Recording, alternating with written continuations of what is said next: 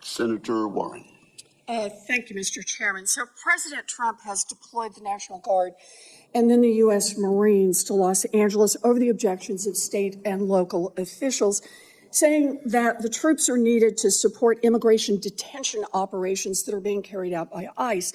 On Sunday night, the president threatened to deploy ICE agents to other cities around the country that he sees as, quote, the core of the Democrat power center, end quote, specifically mentioning Chicago and New York. Secretary Hegseth, if the president wanted to deploy Marines to Chicago and New York City like he did in Los Angeles, would you carry out that order even if the local governors and mayors objected?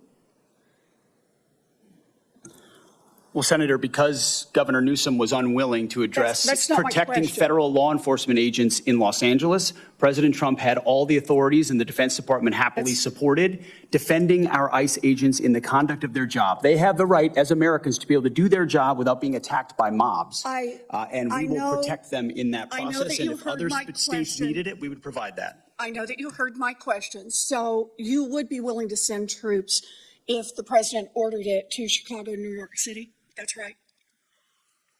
Well, thankfully, New York City, unlike California, unlike Gavin Newsom, is willing to step up and address the issue with their local law enforcement. I will take that as a yes. How about if the president says he wants to send troops to 15 cities? Would you be willing to do that?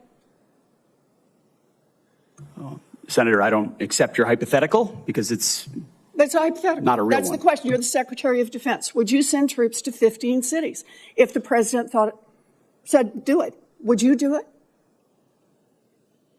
15 cities. Again, Senator, it's a complete hypothetical lacking any context at all. You're the Secretary and I refuse to of Defense. box myself in based on you questioning refuse, on a hypothetical. But you're here asking for $1 trillion, and I want to know how you're going to spend it. And so my question is, if Donald Trump tells you to send troops to 15 American cities, are you going to spend the money and send the troops? Thankfully, we're spending money on securing our southern border, a way the previous administration abandoned and allowed 21 million illegals to enter our country. So defending our homeland is a real serious priority under this administration, and we're doing it. I understand the question about defense. Secretary Hegseth, about 4,000 National Guard troops and 700 Marines have been sent to L.A. Is there a number of troops deployed to American cities over the objections of governors and mayors at which you would be concerned that we are undermining our national defense? Senator, we've spent 2 decades guarding other people's borders. We think at the Defense Department it's about time we shore up ours. So that's my question. Is there a number at which sending those troops to Los Angeles or Chicago or New York starts to undermine our ability to defend ourselves around the globe? Is there a number?